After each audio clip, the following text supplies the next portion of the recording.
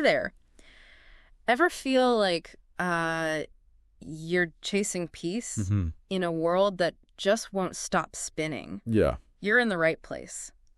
Today, we're diving into some practical strategies for finding those much-needed moments of calm Ah, amidst the chaos. We'll be exploring a recent episode of the Faith and Life podcast where hosts John and Sarah, along with their guest, counselor Rachel, okay. tackled this very topic. And it's a topic that resonates deeply, wouldn't you say? It seems like everywhere we turn, Yeah. there's another notification, another deadline, another reason to feel on all the time. Absolutely. John and Sarah kicked off the episode by talking about this noise barrier. Right. And, they weren't just talking about actual noise, they were talking about the constant influx of information, Yeah. the pressure to be productive Yeah. every waking moment. It's exhausting. Isn't it? And what I found so refreshing was how they acknowledged that this is a shared experience. Mm-hmm. It's not just you, listener, feeling overwhelmed by the pace of modern life. It's something many of us are grappling with. Totally. So how do we carve out those pockets of peace when it feels like the world is demanding our attention 24/7? Yeah, it's tough. Rachel, their guest, had some really interesting thoughts on that. She talked about the importance of intentional stillness. And I think that's where things get really practical, right? Because we hear a lot about mindfulness and meditation these days, Right. but it can feel kind of vague and overwhelming. Right. But Rachel broke it down beautifully. Yeah. She emphasized that finding stillness isn't about escaping to a monastery for a month. Sure. It's about weaving small, intentional moments of pause into our everyday lives. So it's less about a complete overhaul and more about those small but significant shifts in how we move through the day, right? Exactly. She actually used the analogy of building a muscle, Okay. just like you wouldn't expect to run a marathon without training. Right. You can't expect to suddenly achieve perfect peace without cultivating the habit of stillness.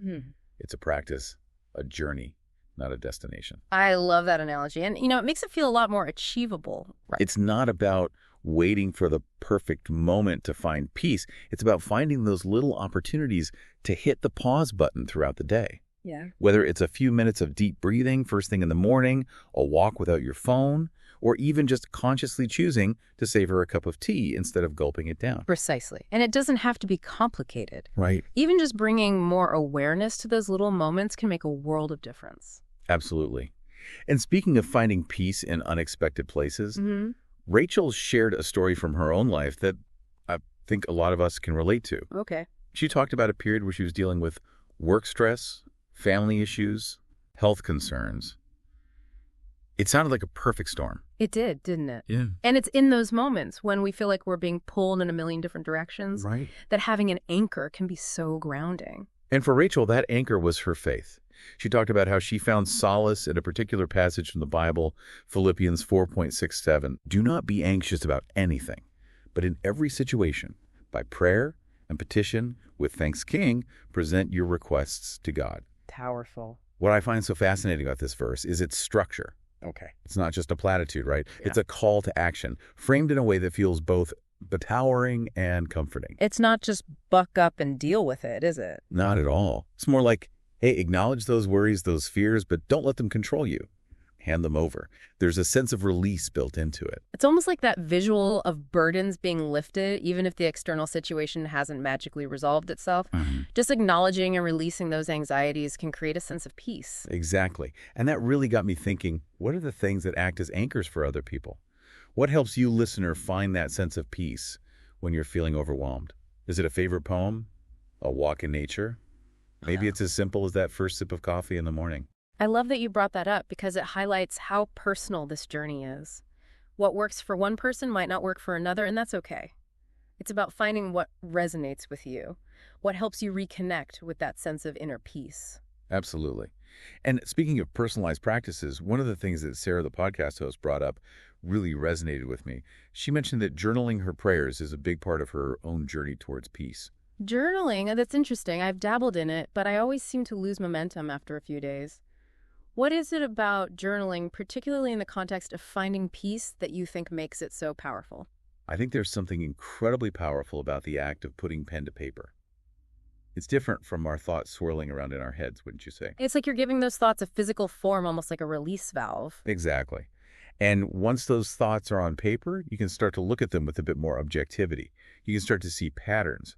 Maybe even identify triggers for stress or anxiety. It's like stepping outside of yourself for a moment and observing your own thoughts and feelings from a new perspective. Precisely. And that active observation, that mindful awareness of what's going on inside, can be incredibly helpful in cultivating peace. It's not about silencing the noise altogether, but rather learning to navigate it with more awareness, more intention. It's about finding those pockets of peace, even amidst the chaos, wouldn't you say? Absolutely. And that brings us back to this beautiful idea that finding peace is an ongoing journey, not a destination. The Faith and Life hosts emphasize this, and I think it's such a powerful reminder. There's no finish line to cross, no trophy to be won. Right. It's about embracing the process, the ups and downs, and finding ways to cultivate a sense of peace within ourselves no matter what life throws our way. And that, I think, is a truly empowering thought. It really is. So as we start to surface from this deep dive into finding peace, what's resonating most with you, listener? What's that one takeaway you're going to carry with you? You know, at the end of the Faith and Life episode, they asked their listeners a similar question. They challenged them to choose just one small action inspired by the conversation, something that would bring them a little more peace that day. I love that. It's such a good reminder that it doesn't have to be some big grand gesture. It's those small intentional shifts that can make all the difference. Exactly. So I'm going to turn that question back to you listening right now. If you were to take just one thing from our deep dive today and put it into practice, what would it be? What would it be? Would it be creating a little stillness sanctuary in your home? A quiet corner where you can go to unplug and recharge, even for just a few minutes? Ooh, I like that. Or maybe revisiting a piece of writing that brings you comfort, like Rachel did with Philippians 4.67. What speaks to your soul? Yeah. Perhaps it's finally starting that journaling practice that Sarah talked about. Even just a few minutes of writing down your thoughts before bed. Those are all such good ideas. Whatever it is, remember this. Finding peace in the chaos isn't about achieving some perfect state of Zen. It's about equipping ourselves with the tools and practices that help us navigate life's ups and downs with more grace and resilience, and having a little grace for ourselves along the way. Because let's face it, none of us have it all figured out. We're all just figuring it out as we go. Exactly. Wow. But by embracing the journey and seeking out those moments of peace wherever we can find them, well, we just might discover that peace was within us all along. Yeah, wouldn't that be something? It really would. Until next time, keep exploring those depths and remember you're not alone in the search for peace.